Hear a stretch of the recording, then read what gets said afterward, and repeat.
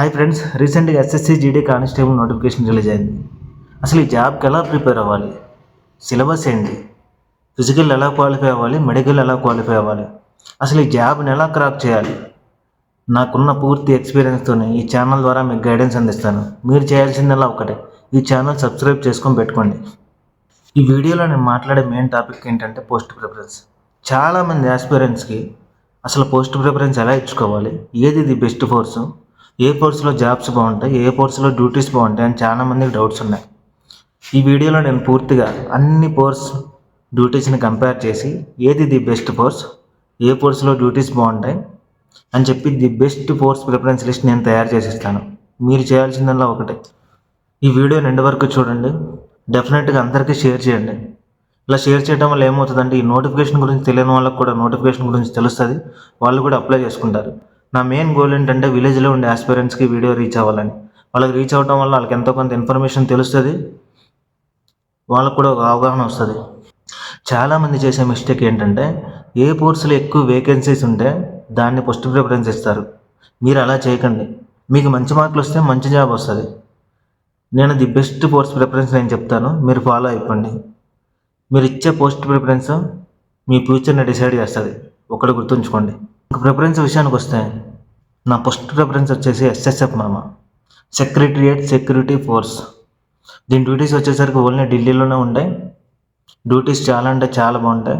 మంచి stable life style, ఎలాంటి risk ఉండదు. విఐపి ఏరియాస్లో డ్యూటీస్ ఉంటాయి. డ్యూటీస్ చాలా బాగుంటాయి. ఫస్ట్ ప్రిఫరెన్స్ ఎస్ఎస్ఎఫ్కి ఇచ్చుకోండి. సెకండ్ ప్రిఫరెన్స్ వచ్చేసరికి సిఐఎస్ఎఫ్కి ఇచ్చుకోండి central industrial security force. Job చాలా అంటే చాలా బాగుంటుంది. ఎక్కువ సిటీస్లోనే ఉంటుంది జాబ్ లొకేషన్. దీనిలోనే ఎక్కువ airports and metro railway station, industry ఏరియాస్లో ఎక్కువ డ్యూటీస్ ఉంటాయి లో risk and stable life, decent life style. దీంట్లో స్పెషాలిటీస్ వచ్చేసి సూపర్ ఉంటాయి. ఇంకో ప్లస్ పాయింట్ ఏంటంటే ఫ్యామిలీని ఎప్పుడూ దగ్గరే ఉంచుకోవచ్చు. మిగతా ఫోర్సుల్లో ఫ్యామిలీని ఉంచుకోవడం కుదరదా అంటే అవి డిపెండ్ ఆన్ లొకేషన్స్ వాళ్ళకి వచ్చే లొకేషన్స్ బట్టి ఫ్యామిలీని పెట్టుకోవడం కుదిరిద్ది, కుదరకపోవచ్చు కూడా. థర్డ్ ప్రిఫరెన్స్ వచ్చేసరికి సిఆర్పిఎఫ్ ఇచ్చుకోండి. సిఆర్పిఎఫ్ డ్యూటీ లొకేషన్స్ వచ్చేసరికి ఆల్ ఓవర్ ఇండియాలో ఎక్కడైనా రావచ్చు. వీళ్ళ మెయిన్ డ్యూటీస్ ఏంటంటే ఇంటర్నల్ సెక్యూరిటీలో అన్ని డ్యూటీస్ వీళ్ళు చేస్తారు. ఎలక్షన్ డ్యూటీ దగ్గర నుంచి, లా అండ్ ఆర్డర్ కంట్రోల్ దగ్గర నుంచి అన్ని డ్యూటీస్ చేస్తారు. వీళ్ళలో మైనస్ పాయింట్స్ ఏంటంటే జేఎండ్కే అండ్ ఛత్తీస్గఢ్లో డ్యూటీస్ కొంచెం రిస్క్ ఉంటాయి. మిగతా అన్ని ఏరియాస్లో డ్యూటీస్ సూపర్ ఉంటాయి. దీన్ని ఎందుకు థర్డ్ ప్రిఫరెన్స్ ఇచ్చుకోమన్నానంటే దీని కొన్ని డ్యూటీ లొకేషన్స్ వచ్చేసరికి ఏపీ, తెలంగాణలో ఉన్నాయి. నీకు తక్కువలో తక్కువ నీ సర్వీస్ మొత్తంలోని 8 years హోమ్ పోస్టింగ్ దొరికింది. 8 years హోమ్ స్టేట్లోని సర్వీస్ చేయొచ్చు. ఫోర్త్ ప్రిఫరెన్స్ వచ్చేసరికి ఎస్ఎస్బి ఇచ్చుకోండి. ఎస్ఎస్బి అంటే సహస్ర సీమాబల్.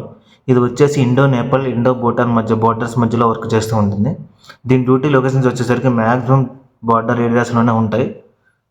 కాకపోతే డ్యూటీలో ఎక్కువ రిస్క్ ఉండదు. మైనస్ వచ్చేసరికి హోమ్ స్టేట్కి చాలా దూరంగా ఉండాలి. దీంట్లో ఫ్యామిలీని పెట్టుకోవడానికి అవుతుందా అంటే headquarters and group centers and training సెంటర్స్లోని పోస్టింగ్ దొరికితే ఫ్యామిలీని నీతో పాటు పెట్టుకోవడానికి కుదురుతుంది. ఫిఫ్త్ ప్రిఫరెన్స్ వచ్చేసరికి అస్సాం రైఫిల్స్ ఇచ్చుకోండి. అస్సాం రైఫిల్స్ అంటే similar to army life style. దీని డ్యూటీస్ వచ్చేసరికి ఓన్లీ నార్త్ ఈస్ట్ 7 states ఉంటాయి. వేరే ఎక్కడ దీని డ్యూటీస్ ఉండవు. హోమ్ స్టేట్కి చాలా దూరంగా ఉండాల్సి వస్తుంది. కనెక్టివిటీ తక్కువ, కానీ ప్రమోషన్లు మాత్రం చాలా బాగుంటాయి, similar to army life style.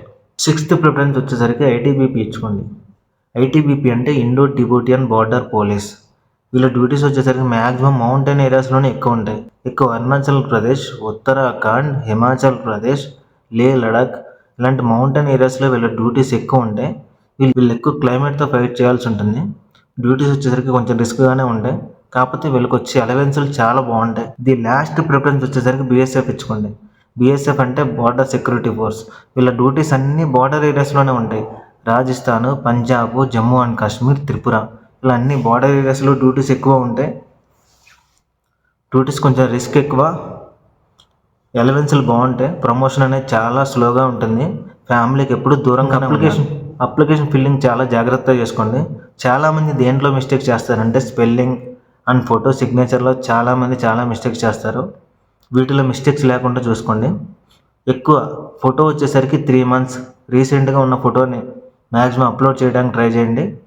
ఫొటోస్లో ఎలాంటి గడ్డాలు, బ్యాక్గ్రౌండ్ బ్లర్ అలాంటివి లేకుండా చూసుకోండి. రీసెంట్ ఫోటోని అప్లోడ్ చేయండి.